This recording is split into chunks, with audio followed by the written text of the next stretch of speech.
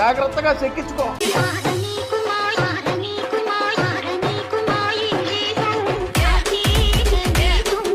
Sir జాగ్రత్త, ఎవరనుకున్నావు? నల్ల బాలు, నల్ల త్రాచు లెక్క. నోటి దూల అమ్మతో మీరు కొట్టి కూడా పడి కాదు ఈ బాడీ అప్పుడు వచ్చి తీసుకెళ్ళి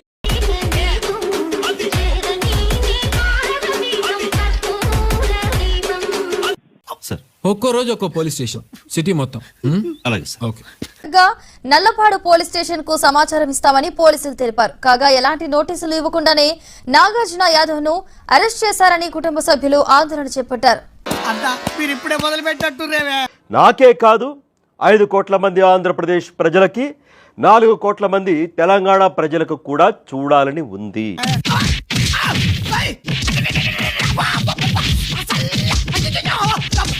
నిజంగా జొమాటో డెలివరీ రైట్.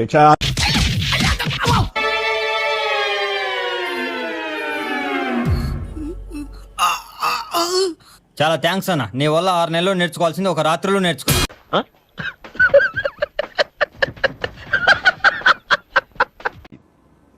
తెలంగాణ ముఖ్యమంత్రి అనుమల రేవంత్ రెడ్డి గారిని పట్టుకొని వాడు వీడు Swiggy boy, Zomato delivery boy, దారుణమైన పదజాలు.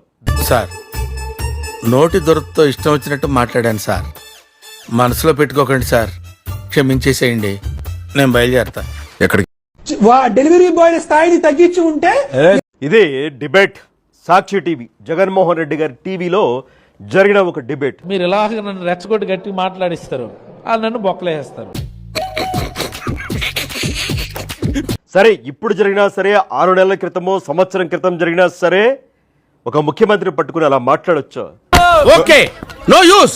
వాడు విండండి. సంబంధించిన ప్రొఫెసర్ నాగేశ్వర్ గారు ఆయన అబద్ధాలు చెప్పేస్తారు.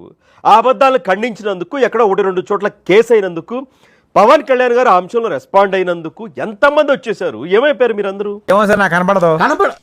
మైకులు పగిలేలాగా అరిచారు కదా, బండా బూతులు తిట్టారు కదా, వాళ్ళ ఇంట్లో అమ్మగారిని కూడా బూతులు తిట్టేశారు కదా, ప్రొఫెసర్ నాగేశ్వర గారు రెచ్చగొట్టేశారు కదా వీళ్ళందరినీ.